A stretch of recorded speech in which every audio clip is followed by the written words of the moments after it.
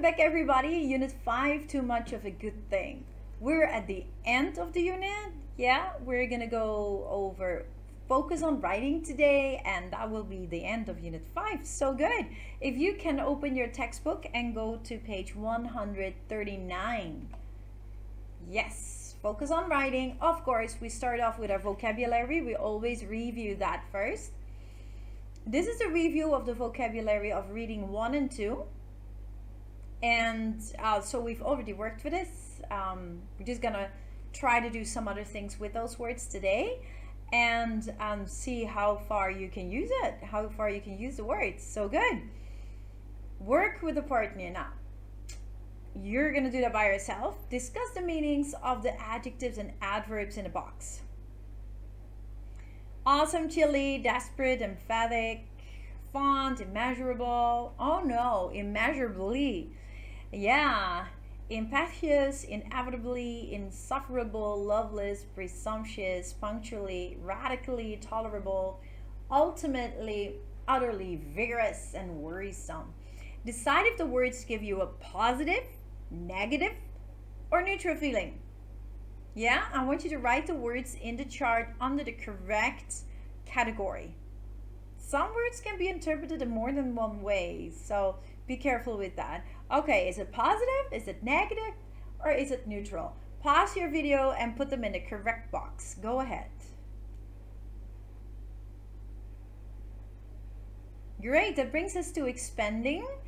We're looking at how we can use the words in a different way. We're looking at adjective suffixes.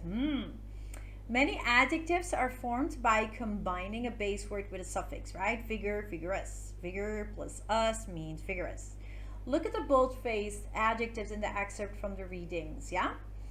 They stand together in the darkness, staring at the awesome sparkle of the stars. Awesome. A couple in their 60s who are stuck in a loveless but tolerable marriage might decide to stay together. A ball. Fyodor had a presumptuous way of winking and sniggering at her. Us.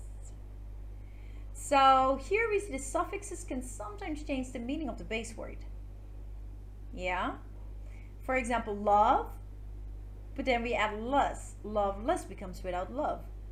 Care with full means careful with care. Tolerate is tolerable, able to tolerate or to be tolerated. So when we add suffixes, we so often change the meaning of the base word. In addition, suffixes always change the form of the word. So they can change the meaning, not always, but they definitely change the form of the word. Vigor is a noun, vigorous is an adjective, so it always changes. In comparison to prefixes, they always change the meaning of the word. Okay, so adjective suffixes, let's look at that.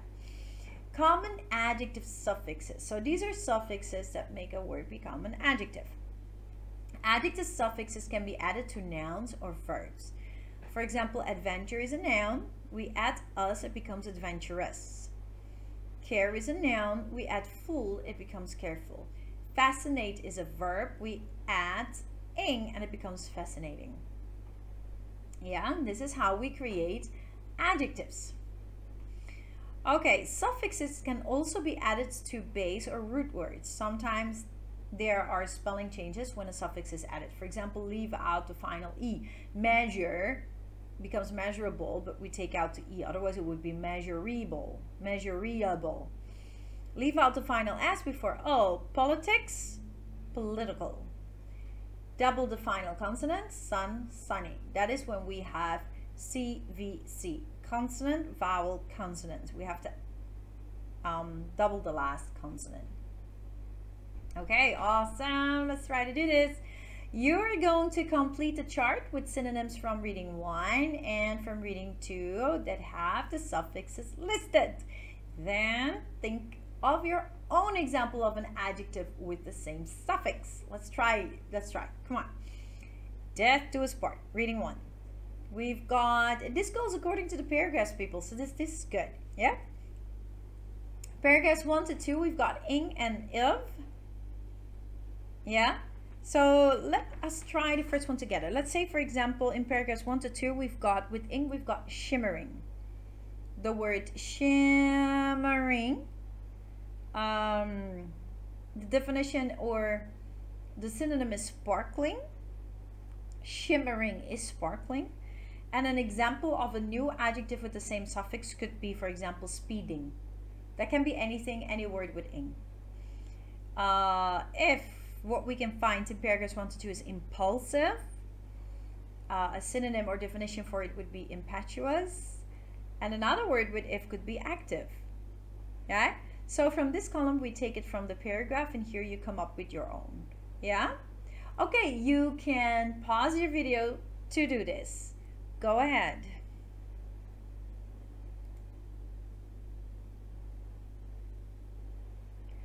Okay, now we continue with reading 2, Toward Immortality. You're going to do the same thing, but this one is based on reading 2. Pause your video to fill it out, give the example from the text, and an example of a new adjective with the same suffix that you can come up with. Go ahead.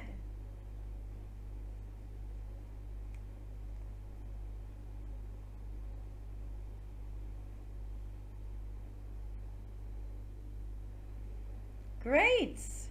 Awesome beans. We're going to skip this creating part. Actually, on a piece of paper, you were to write 5 questions for Leo reading 1 about its extended lifespan, and then use at least 1 word from the review expense section in each question, and then exchange papers, answer the questions as if you were Leo. Yeah, but we're not gonna do that today. We're gonna continue with the grammar. Examine the sentences and answer the questions with a partner. Marilisa and Leo went to Nairobi and Venice on their honeymoon 3 years ago. Leo has been an architect, an archaeologist, a space habitats developer, a professional gambler, an astronomer, and a number of other disparate and dazzling things. People have been searching for the fountain of youth since the beginning of recorded history. Remember the story about living forever? Okay. 1. In sentence A, is Leo and Marilisa's honeymoon over? Yes or no? How do you know? 2. In sentence B, is Leo still an architect, an archaeologist? How do you know? In sentence C, are people still searching for the fountain of youth? How do you know? When did people start searching? And 4, what verb tenses are used in sentence A, B, and C? Okay, I want you to answer these questions first before we continue. So pause your video and take time to do this. Go ahead.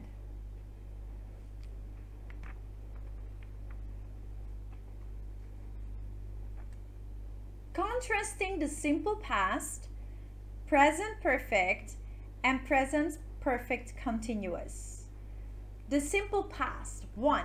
Use the simple past for things that happened in the past and were completed. Done. Leo watched the movie. He's no longer watching it. He finished it. 2. Use past time expressions such as last, ago, in, on, at, yesterday, when to indicate that an action or event was completed at a definite time in the past.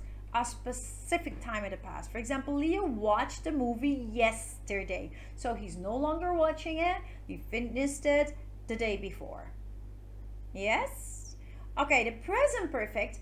3. Use the present perfect for completed actions that happened at an indefinite time in the past. So something that is already completed, but we don't know when. So Marilisa has eaten breakfast. So she finished it, but we don't know exactly when she ate it. It's probably not important.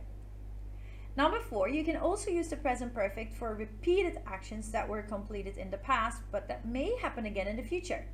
Something that happened in the past and is ongoing to now. Leo has visited Paris 6 times. Okay, those visits are done, but he might revisit Paris again, and we don't know that, but that is very possible. Number 5, use the present perfect with for or since for actions that began in the past. These actions were not completed, have continued up to the present, and may continue into the future. Use for or since for this meaning, especially with non-action verbs such as be, feel, and know. For is followed by a length of time, for example, 6 years. Yeah? Since is followed by a specific point in time, for example, 2099. Let's look at the example. Leo has been a sand painter for 6 years. So he began that job 6 years ago and he's still doing it up till today. And he might still be doing it in the future. Leo has been a sand painter since 2099. So we don't know until when, right? 6, compare the present perfect without for or since. Leo has been a sand painter. Leo was a sand painter at some time in the past, but he is not anymore. We don't know exactly when he was, or it is not important. Yeah. So we don't know if we use, for example, if we use it in this way, we don't know if he's still doing it, yes or no. The present perfect continuous. Use the present perfect continuous for actions that began in the past. These actions were not completed, have continued up to the present, and may continue into the future. The use of for and since or since with the present perfect continuous is optional. You don't have to. Using for or since gives additional information about when the action began or how long it has been in progress, but it does not change the meaning of the verb. For instance, Daniel Callahan has been studying about the ramifications of increasing human lifespans. He began doing that sometime in the past, he's still doing it, probably will continue doing it in the future. But we don't know exactly when. 8. Non-action verbs are not usually used in the continuous. Use the present perfect with for or since for this meaning with a non-action verb. For instance, Callahan has been at the Hastings Center for many years, or Callahan has been at the Hastings Center since 1969. Okay, so simple past happened at a specific time in the past and it's done. Present perfect, something is completed, and completed action happened at the time we don't know. That was finished, but we don't know when. It could also be for a repeated action that was completed in the past, but could be that it would happen again. Or we use for and since for actions that began in the past.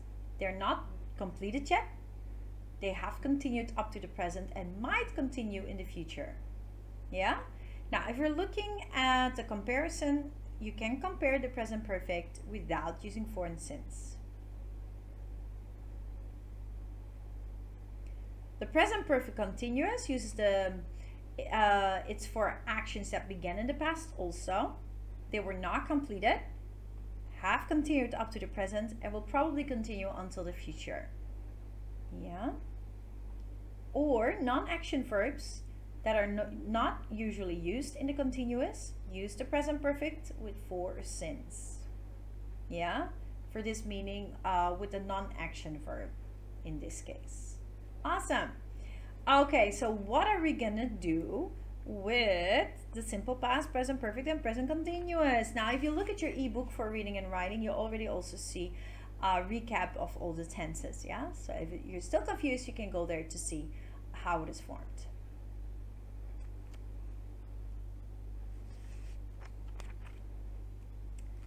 Awesome, because in that grid that's in your ebook, it gives an example of on how to formulate it. This is a conversation and I want you to complete not only one, this is basically 3 conversations, and I want you to complete all 3 by circling the correct form of the verbs. So there's an option and I'd like you to circle which one is the correct one in that context, looking back at simple past, present perfect, and present perfect continuous. Go ahead, pause your video and do this.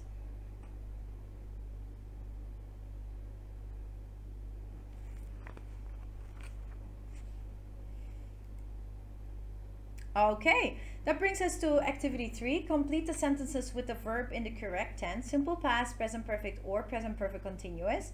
This is just a completion of the sentences, and look at the verbs that are in the parentheses.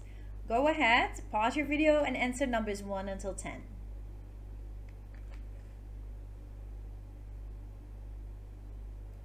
Very good. Now, if you're still confused about these tenses, please go to your ebook, because there is a grid, a chart in it that already gives you know, the instruction on how to create and how to make, for example, the simple past, what does it consist of, present perfect, continuous, and all the others is already put there for you. So you can just look at that, yeah?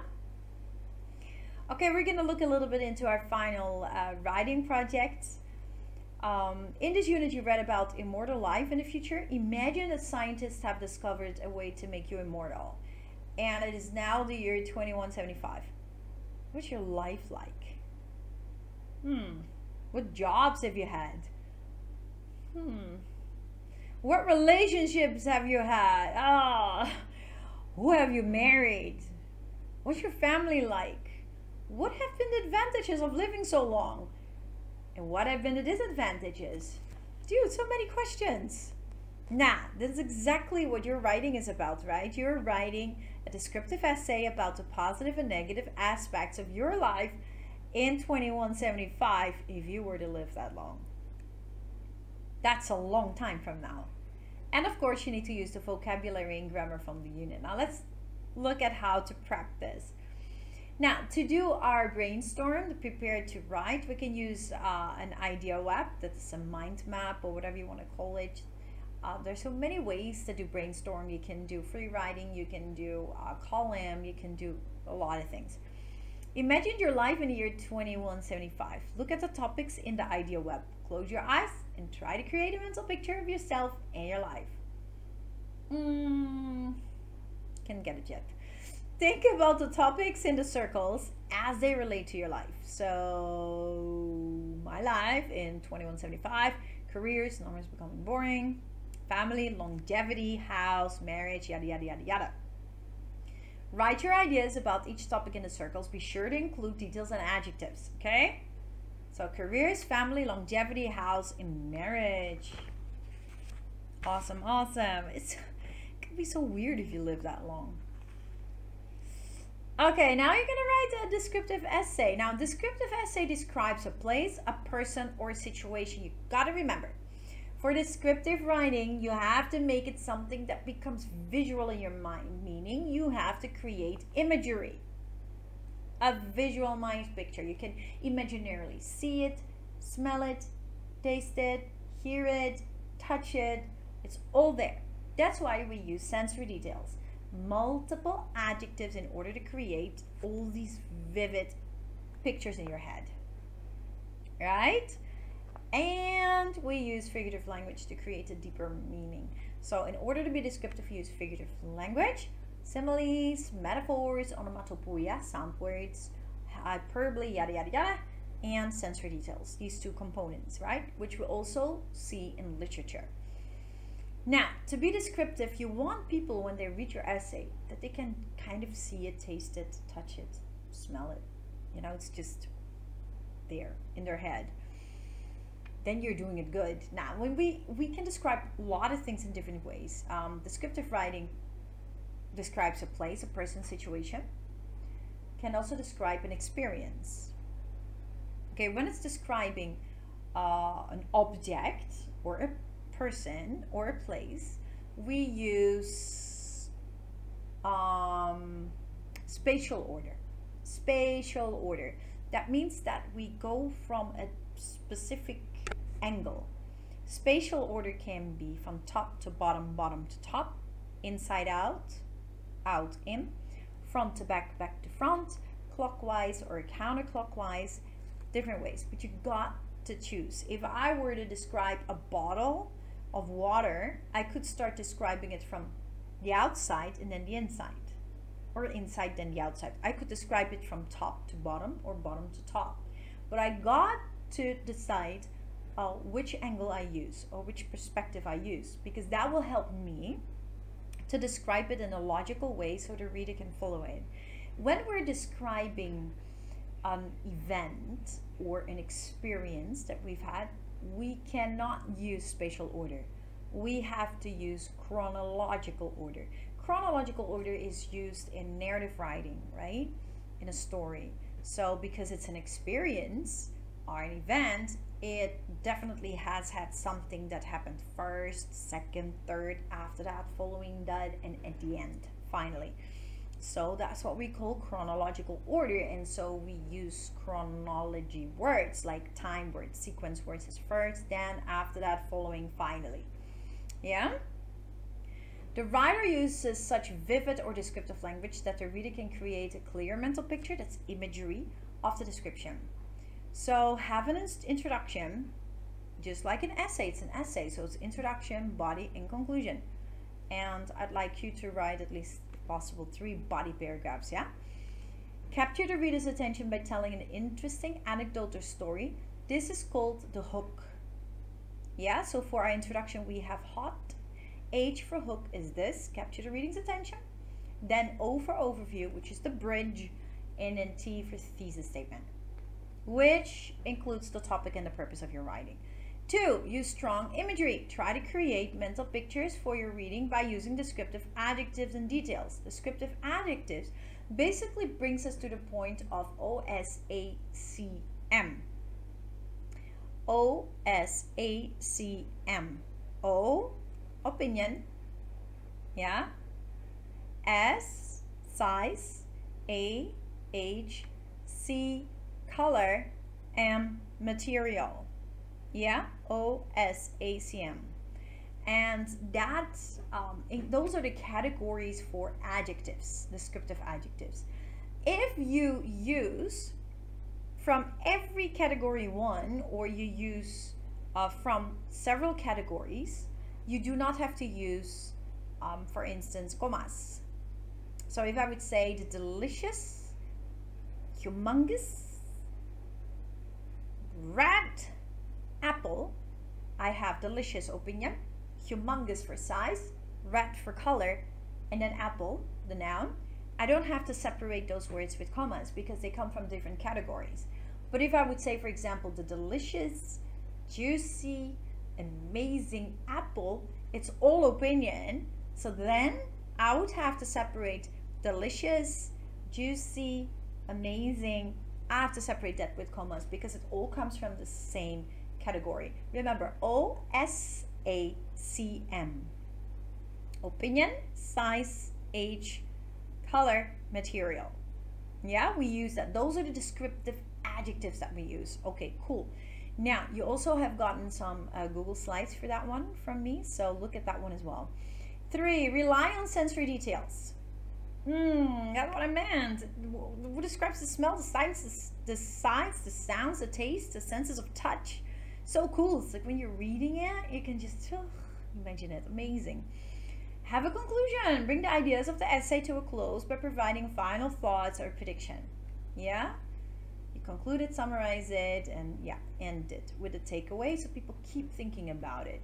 Use a clear essay outline. Yes? Read the introductory paragraph from a descriptive essay about life in the future. Then answer the questions and share your answers with a partner. Look at this name here. So this is Tunansdelt on this building here, high up. So cool. Oh boy. Okay, what does this look like? Okay, you can read this. I sleepily open my eyes as my alarm robot vigorously shakes me awake. I can smell the usual insufferable morning smells. Bitter coffee made with sour milk and burnt toast. I haven't had time to reprogram my breakfast robot since the electric meteor shower last week blew out its motherboard with a loud crack that sounded as if my house pot had split in half. It's during these times that I fondly remember the simple days decades ago when I made my own breakfast and lived on Earth, not floating above it like a lonely cloud. No matter. I'll glide through convenient coffee shops. Hovercraft window on the way to work. I used to be so punctual. is utterly dependable as a Swiss watch. My boss has always said, even with a world commute every day, after more than 115 years of work, it's hard to get excited. But I'm getting ahead of myself. In the past 200 years, I have had numerous wives, careers, countless numbers of children, and awesome experiences. My life has been an endless roller coaster ride, filled with immeasurable happiness and sadness. Interesting story. Very interesting. Okay, cool beans. So this is an introduction. What do we do? Answer the questions. Oh, here we go. Number 1. Circle the thesis statement. Haha. Number 2, what do you expect the next paragraphs of the essay will be about? Number 3, descriptive essays often include sensory details and create mental imagery, vivid mental pictures. What are some examples of sensory details in the paragraph above? You can underline that, circle that, whatever you have here. Touch, smell, sight, taste, sound. You can put it under the correct category. And we've got number 4, not to say the least. What mental pictures does this writing create? Underline the words or sentences in the paragraph that create these images for you. Okay? So good. This is good because you're learning, and you know, this you can also apply in literature. Okay, now write the first draft of your descriptive essay. Use your notes prepare from your brainstorm. Make sure you have multiple paragraphs and use descriptive language that includes adjectives and sensory details. Be sure to use grammar and vocab from the unit, okay? Now this is revising, looking into using figurative language. I mentioned to you before, just now at the beginning, that we use figurative language and we use sensory details. Yeah? That's what I mentioned before. The sensory details, for that we use the adjectives, yeah? But now we're going to look into the figurative language. Many descriptive essays and stories include figurative language, such as similes, metaphors, personification, hyperbole. We've got onomatopoeia. That's so good because that kind of describes the sound, yeah? And many more. To add depth, to add imagery, imagination, you know? Okay, a simile is a way of describing something through a comparison, but then we use the words like and as. The comparison is with something not normally connected with the subject. For example, the snow was like a blanket. That's not likely. We don't look at snow as a blanket, right? The subject, snow, is being compared to a blanket because it covers the ground in the same way a blanket covers a bed. So there is a resemblance, but not an obvious one. Now, that's a simile. Now, I want you to look here at the introductory paragraph in right on pages 148 and 149. I want you to find the 2 similes and complete the informations. There are 2 similes. I want you to look for it. Look at the introductory paragraph, find the 2 similes, and write them down. There are 2, okay? Then I want you to look at reading 1 and find the similes in paragraph 1, paragraph 2, and paragraph 34, and complete the information. Yeah, so there are 3 similes from reading 1, and I want you to write them down.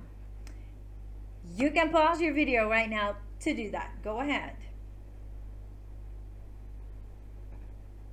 So good. There's one more I want to talk about. It's a metaphor. It's another way of describing something through a comparison, but the difference is we do not use the words like and as, and it's a bit less obvious. A simile is a bit more obvious in its comparison. It's very clear that this one thing is compared to another. With a metaphor, it's not that obvious because we don't use like or as. Instead, the metaphor explicitly states what a thing is. So the subject and its complement are the same. For instance, the setting sun is a red ball of fire falling into the sea. So the sun is not like a red ball of fire, it is a red ball of fire. So with a simile we say this is like that, but with a metaphor we say this is this. So it points it out more directly. Yeah. But so we don't use like and we don't use the word as. Now, when looking at reading 1, paragraph 34, what metaphor does Marilisa use to describe her unknown future husbands? Reading 1, paragraph 34, what metaphor does Marilisa use to describe her unknown future husbands? Why does she use this metaphor? Now, I want you to pause your video to look for it because I want you to really understand what a metaphor is. Go ahead, answer this question. So good. That brings us to the last one, personification. Well, honestly, figurative language, we have many more. This is only 3, but these are like such famous ones. Yeah. So the third one is a personification, giving human qualities to animals or objects. So human qualities to non-living things. So this helps the reader better connect with the image. So for example, a sentence without personification would sound like this: the leaves blew around in the wind. But with personification we say the leaves danced in the wind. Obviously with personification it's prettier. And I think we kind of can better imagine the way how the leaves were blown around. It tells us more about the movement of the leaves rather than just the leaves blew around in the wind. Another example is the sun was shining in the sky. We don't really know how it was shining, but with the personification we do. If we say the sun sang its happy summer song, wow, it gives us a lot of life, joy, yeah, a lot of warmth that comes from that. Okay, look at reading 1, paragraph 17. Find an example of personification in paragraph 1, in reading 1, paragraph 17. Example of personification. Yeah, and how does this personification help the description come alive? How does this personification add to the meaning of the text? Now, you kind of got to look now at your essay. Are your descriptions clear? Are you creating a vivid mental picture?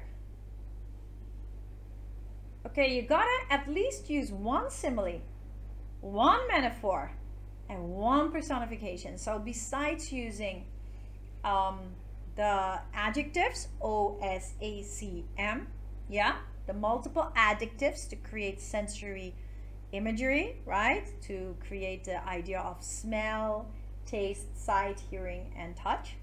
I also want you to at least use one simile, one metaphor, and one personification as figurative language in your essay.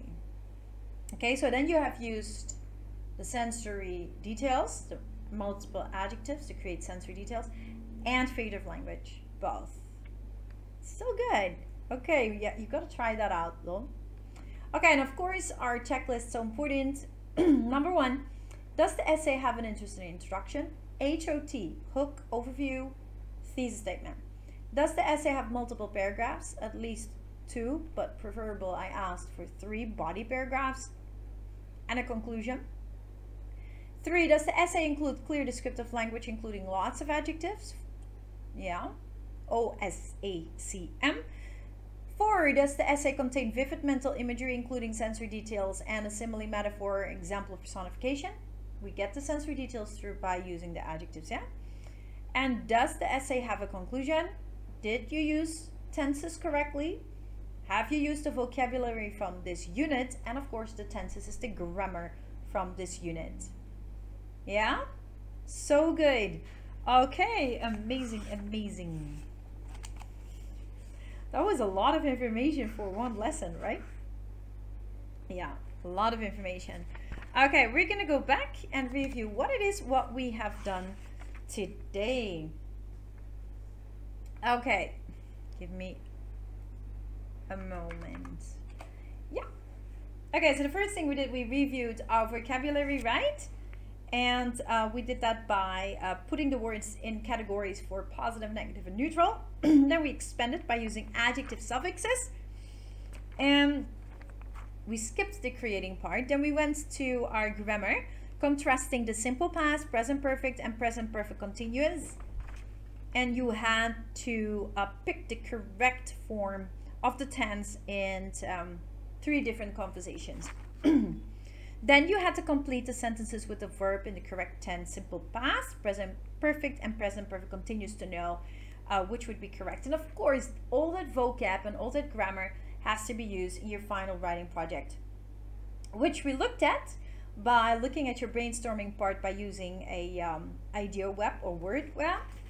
And we looked at the descriptive essay, remember, introduction, body, conclusion. And we talked about using a strong imagery by using sensory details, the usage describing by creating the sense of smell, sight, sound, tastes, and touch, and using multiple adjectives and figurative language. We looked at simile, metaphor, and personification. And in the end, we looked at our checklist. Make sure that in your writing project, we've got all that covered: grammar, vocab, metaphors, simile, personification, sensory details, multiple adjectives. So good. Okay, guys, I thank you for today. You're amazing. And I'll see you very soon. God bless. Bye-bye.